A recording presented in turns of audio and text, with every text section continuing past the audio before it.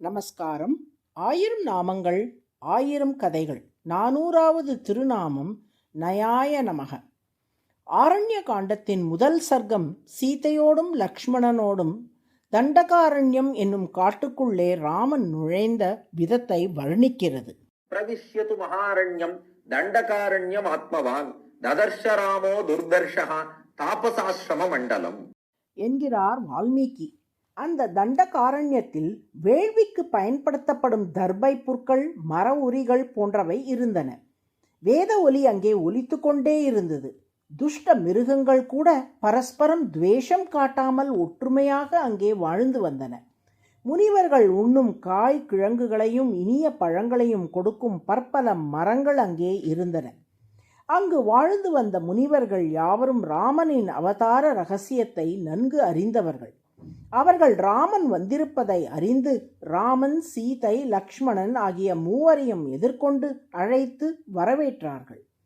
அப்போது ராமனின் திருமேனி அழகினாலே அத்தனை முனிவர்களும் ஈர்க்கப்பட்டு வைத்த கண் வாங்காமல் ராமனையே பார்த்து கொண்டு இருந்தார்களாம். அதை வால்மீகி உபசங்கனம் லக்ஷ்மி சௌகுமாரியம் சுவேஷதாம் தத்ருஷுஹு விஸ்மிதாகாராக ராமஸ்ய வனவாசினஹா என்கிறார். இதில் முனிவர்களை ஈர்த்த ராமனின் அழகை பல கோணங்களில் வர்ணித்து காட்டியுள்ளார் வால்மீகி பகவான். ரூப சம்ஹனனம், ராமனுக்கு அருகில் வந்து அவனது ஒவ்வொரு அவயமாக பார்த்தால் திருமேனியின் ஒவ்வொரு அங்கமும் முழுமையான அழகோடு விளங்கும் தன்மை. லக்ஷ்மீம், தூரத்தில் இருந்து ராமனை தரிசித்தால் மொத்த திருமேனியும் அழகு நிறைந்து திகழும் தன்மை. சௌகுமாரியம், மென்மை. சுவேஷதாம், ராமன் நாட்டில் இருந்தவரை பற்பல ஆபரணங்களாலேயே அவனது திருமேனி அழகு மறைக்கப்பட்டு விட்டது. இப்போது அந்த ஆபரணங்களை களைந்துவிட்டு வெறும் மர உரியோடு ராமன் காட்டுக்கு வந்ததால் அவனது திருமேனி அழகு இப்போது தான் நன்றாக பிரகாசிக்கிறது.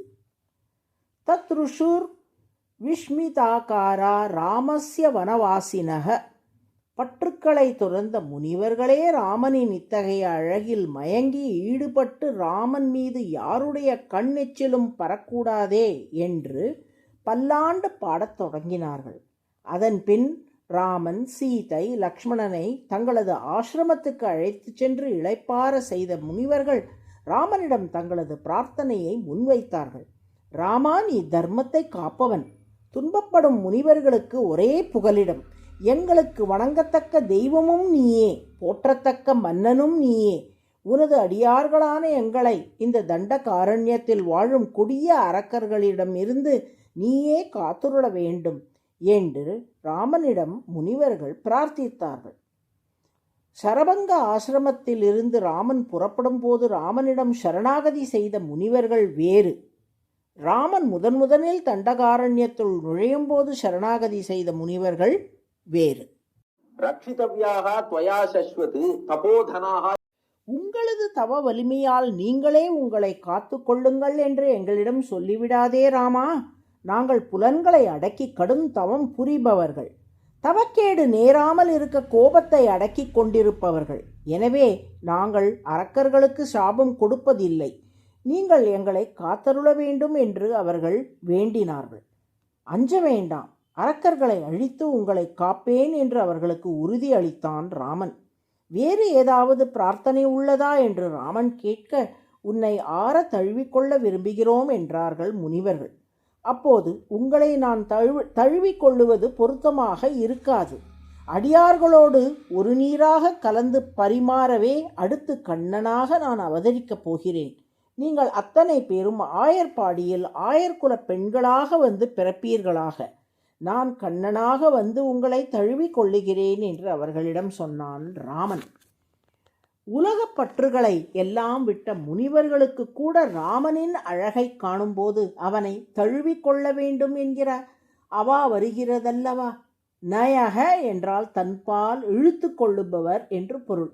தனது அழகாலும் குணங்களாலும் முனிவர்கள் உட்பட அத்தனை மக்களின் மனங்களையும் தன்னிடம் ஈர்த்து கொள்ளுவதால் ராமன் நயக என்று அழைக்கப்படுகிறான்.